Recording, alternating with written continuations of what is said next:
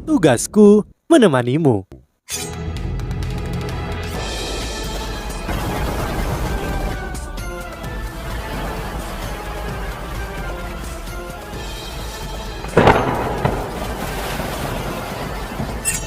Hai sahabat Pasuk, kembali lagi bersama alur cerita versi novel Solen 2 Sekte Tang yang tak tertandingi. Jangan lupa like, subscribe, dan nyalakan tanda lonceng. Mari kita lanjutkan. Aku tidak mau atau perlu mendengar penjelasan apapun. Setelah hari ini, apapun yang terjadi, aku akan mempercayaimu sepenuhnya. Kamu sudah membuktikan kepadaku bahwa kamu lebih mencintaiku daripada orang lain di dunia. Yu Hao tidak bisa menahan tawa, mengatakan itu akan membuat orang tuamu sedih. Wang Dong'er berkata, ini berbeda. Bagaimana kasih orang tua dapat dibandingkan dengan bagaimana kamu memperlakukanku? Selain itu, setelah beberapa tahun, mereka tidak pernah mengunjungiku sekalipun. Sejak saat itu, pemulihan Yu Hao berada di jalur yang benar dengan bantuan Wang Dong'er. Dia menghabiskan 3 hari membuka semua meridian yang tersumbat di tubuhnya. Kemudian dia mulai mendapatkan kembali fungsi tubuhnya. Begitu 5 lainnya dari 7 Monster Strike mengetahui bahwa ia dapat mengambil bagian dalam kompetisi, mereka semua sangat gembira. Dengan Yu Hao dan Wang Dong'er kembali, mereka benar-benar 7 Monster Strike. Kursi roda kayu, seluruhnya terbuat dari pohon emas, dikirim ke Yu Hao oleh Penatua Xuan. Sementara Penatua Xuan masih mengenakan wajah yang tidak menyenangkan di wajahnya. Dia tidak menunjukkan tanda-tanda pengampunan terhadap Yu Hao. Turnamen elit benua benar-benar semakin dekat. Balai konferensi Sekte Tang dipimpin oleh BB. Anggota lain dari 7 Monster Strike mencapai tempat ini. Selain 7 dari mereka, ada Guru Xuan Ziwen yang sekarang menjadi wakil pemimpin sekte dan bertanggung jawab atas penelitian alat jiwa di Sekte Tang. Mo Xuan dan Nana juga ada di sana bersama dengan Chi Chuochen, Jing Xian, dan eselon yang lebih tinggi dari Sekte Tang. Masuknya Guru Xuan Ziwen memungkinkan Sekte Tang untuk berkembang pesat, terutama karena sekte didukung oleh Akademi Shrek. Setiap minggu, siswa Departemen Alat Jiwa Shrek memiliki 3 hari pelajaran dengan Sekte Tang. Di Sekte Tang mereka dipimpin dan diawasi oleh Guru Xuan Ziwen langsung. Pabrik bawah tanah Sekte Tang telah memulai konstruksi. Itu besar dan meniru aula kebajikan termasyur.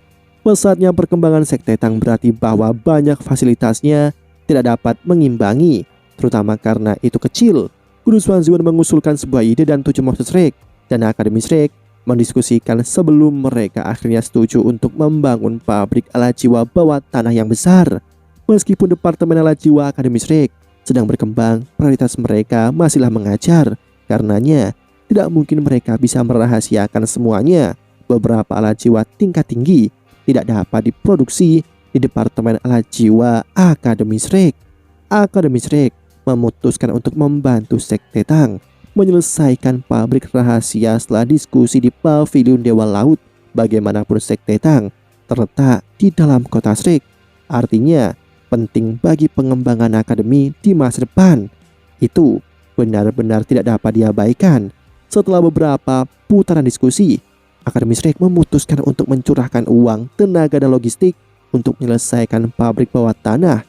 Pada saat yang sama, Akademi Shrek juga membeli 49% saham Sekte Tang.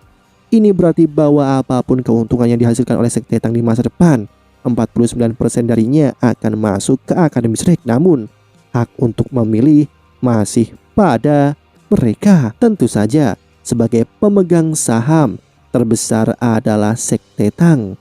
Akademi Shrek akan mengirim seseorang untuk mendengarkan.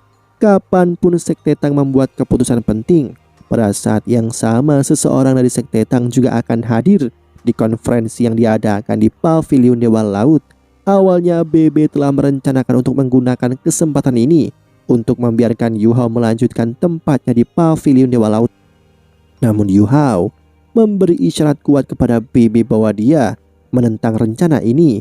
Alasan penolakannya sederhana, Yu Hao yakin bahwa dia bisa mendapatkan kembali tempatnya di Pavilion Dewa Laut melalui kemampuannya sendiri.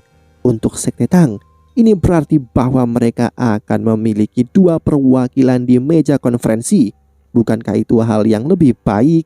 Akhirnya BB terpilih sebagai wakil untuk mengambil bagian dalam konferensi di Pavilion Dewa Laut. Sekte Tang dan Akademi Shrek kini terhubung lebih erat. Pabrik bawah tanah sangat besar awalnya. Pembangunan aula kebajikan termasyhur membutuhkan waktu hampir 10 tahun untuk diselesaikan. Namun pada saat ini kekuatan Akademi Shrek terungkap. Bahkan mengejutkan Guru Xuan Ziwen. Akademi Shrek mengirim 20 orang untuk membantu pembangunan. Dengan masuknya kelompok ini, Guru Xuan Ziwen terpana pada hari dia bertemu mereka. Saat itulah ia menemukan perbedaan antara seorang insinyur jiwa dan seorang master jiwa. 20 orang yang dikirim oleh Shrek dipimpin oleh Penatua Xuan. Mereka semua adalah master jiwa tipe bumi. Setelah itu, Penatua Xuan menunjukkan kepada Guru Xuan Ziwen kekuatan yang menakutkan.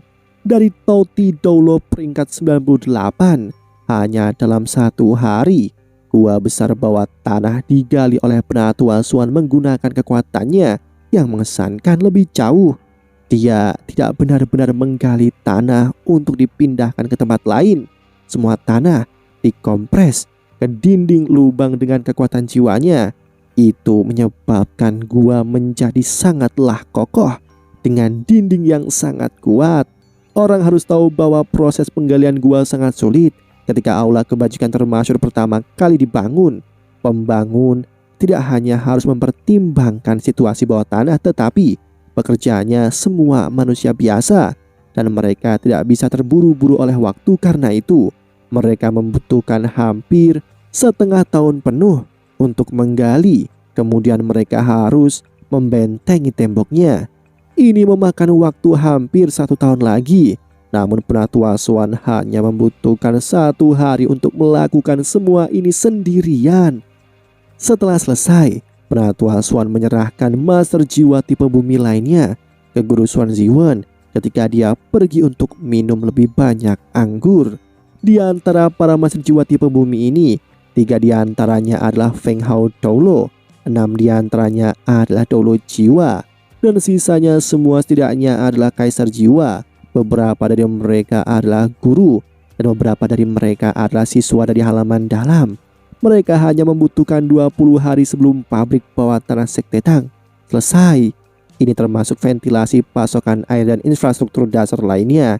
Sekarang mereka hanya harus berurusan dengan pemasangan lampu jiwa. Apa yang terjadi selanjutnya jauh lebih sulit. Yang penting adalah pembangunan berbagai jenis alat jiwa. Ini adalah prestasi rekayasa besar. Namun dengan selesainya struktur, yang perlu mereka lakukan adalah memproduksi berbagai alat jiwa, dan pabrik bawah tanah dapat mulai beroperasi. Semua alat jiwa tipe tambahan dari Sekte Tang dipindahkan ke bawah tanah. Tepat ketika Guru Xuan Ziwen hendak menarik desain berbagai alat jiwa dari ingatan, Yu Hao yang tubuhnya telah pulih datang kepadanya membawa setumpuk kertas besar.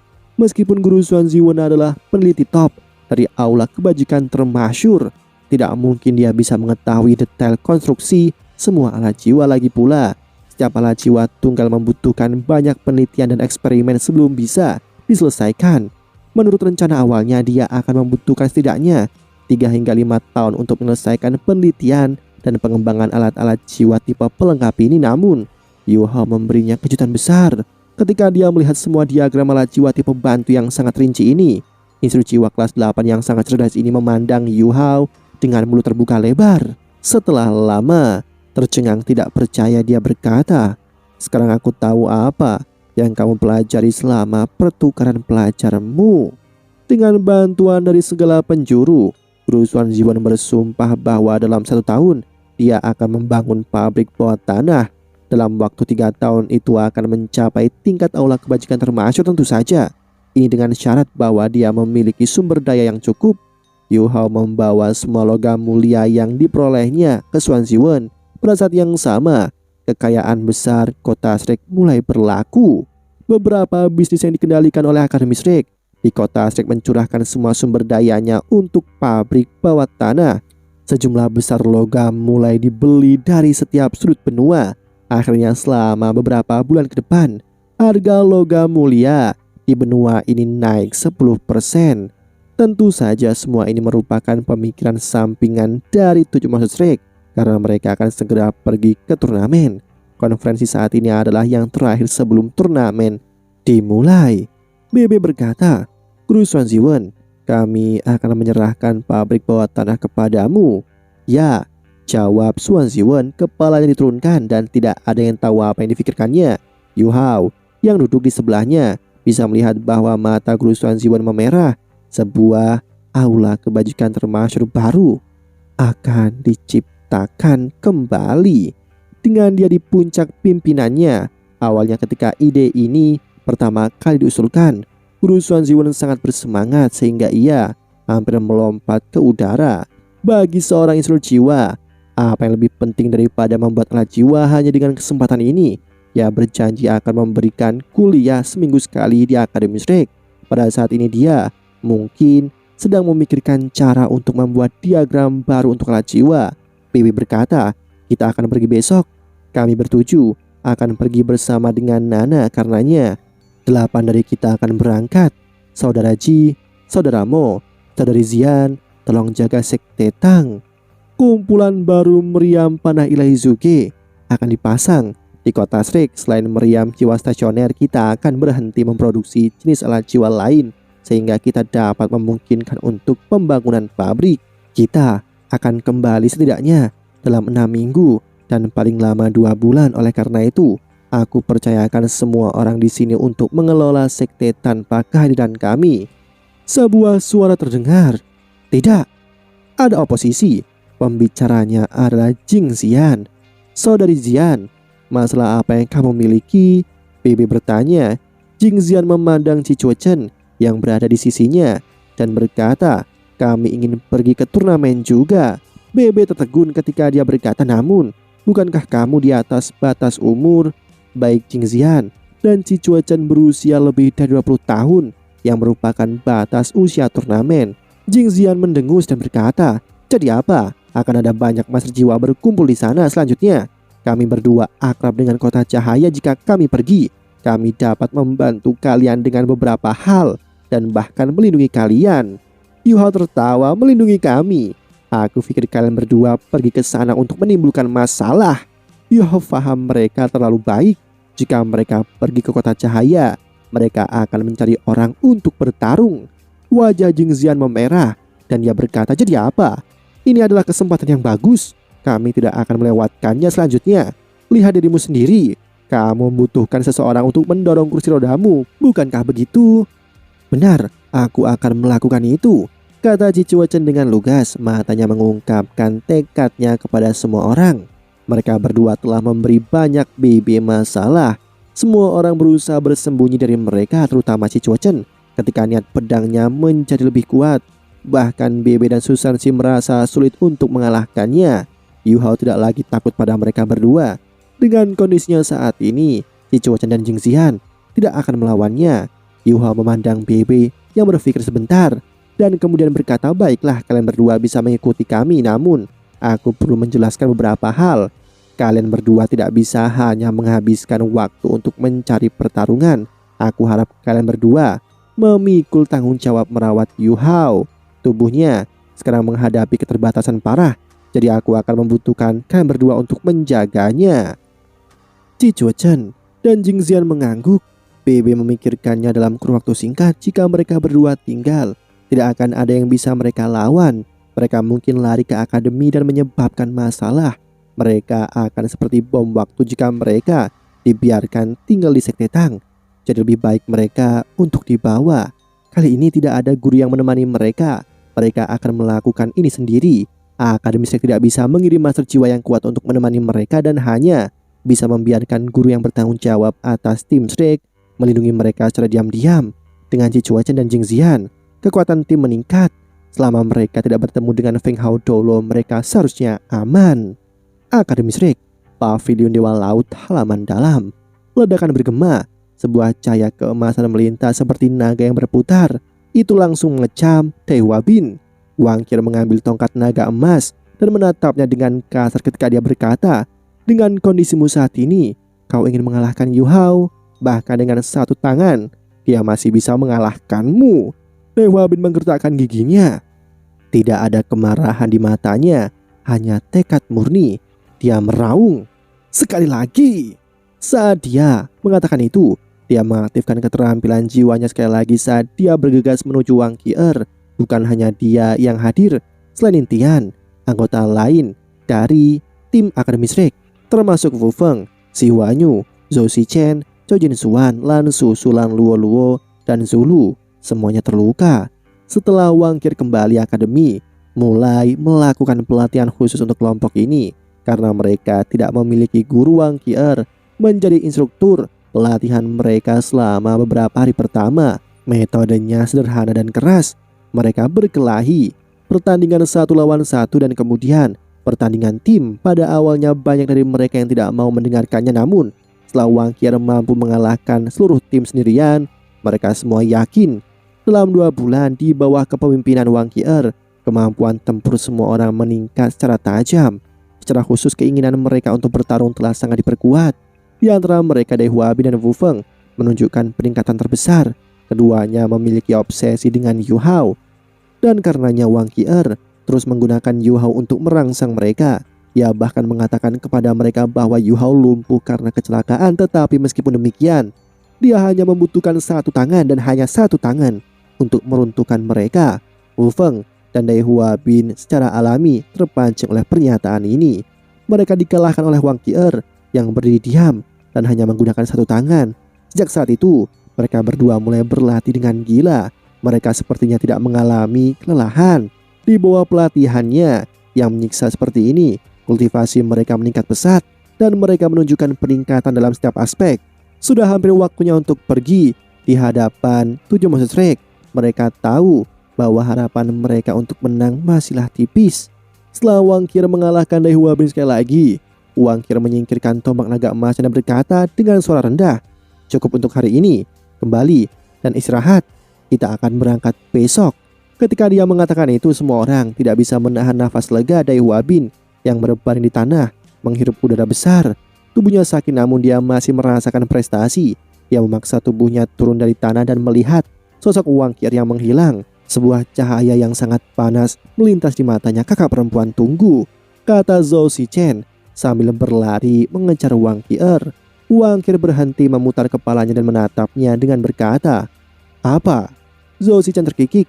"Kakak perempuan, apakah kita akan pergi dengan tim ketua kelas kita?"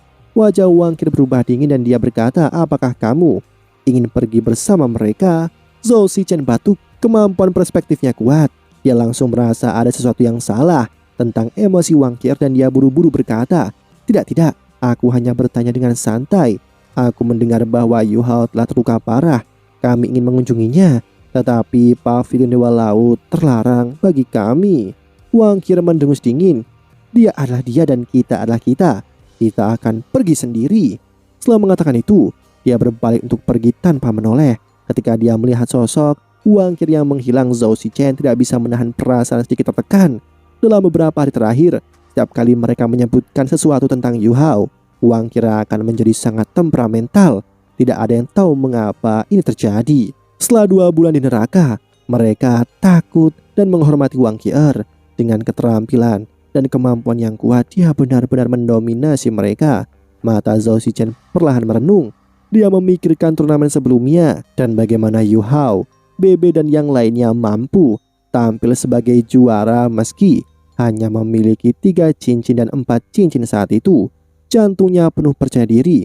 Mukjizat dibuat oleh pria jika ketua kelas bisa melakukan itu.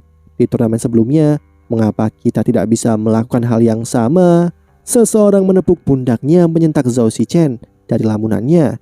Dia menoleh untuk melihat Zhou Jinsuan menatapnya dengan setengah tersenyum. "Apa yang kamu lihat?" Zhou Zichen berkata dengan nada yang tidak menyenangkan. Zhou Jinsuan terkikik. "Aku melihat seseorang yang sedang bermimpi. Lebih realistislah. Cobalah dan buat jalanmu ke tim utama sebelum memikirkan hal lain. Apa gunanya memiliki mimpi yang tidak realistis? keyakinan dibangun di atas dasar kemampuan aktual. Mengapa ini mimpi?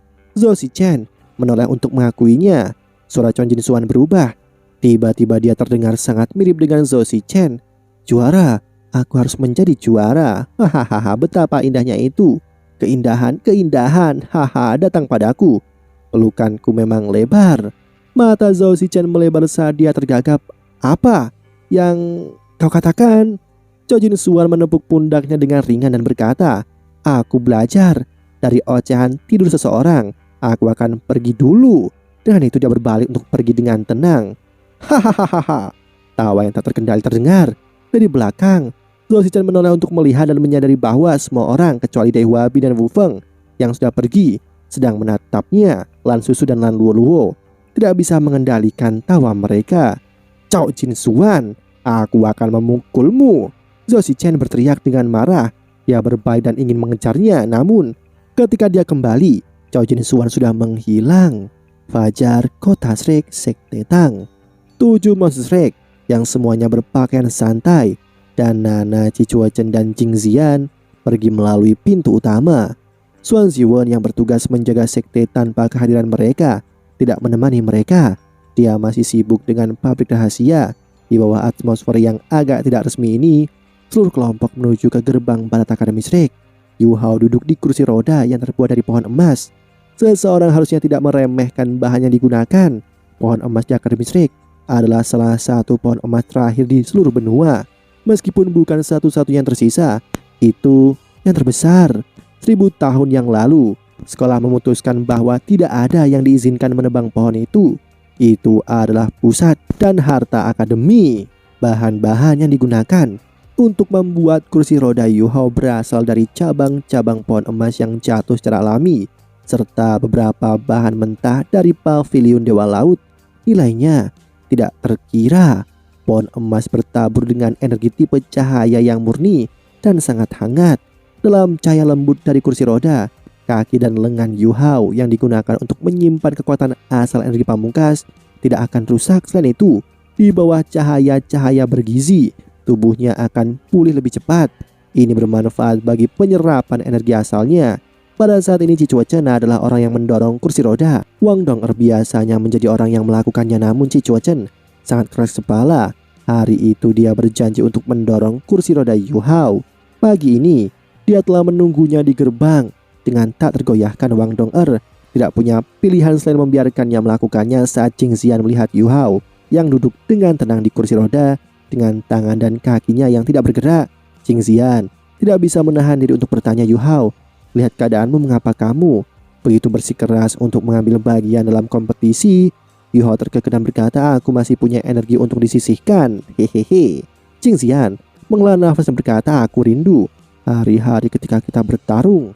Yu Hao tampak bingung ketika dia menjawab, aku tidak pernah membayangkan bahwa saudari Jing Xian ini adalah seorang masokis. Kamu suka dipukul olehku? Kamu... Demikianlah kisah untuk kali ini. Sahabat Pasuk, jangan sedih, jangan bimbang, apalagi galau, karena aku kan selalu menemanimu.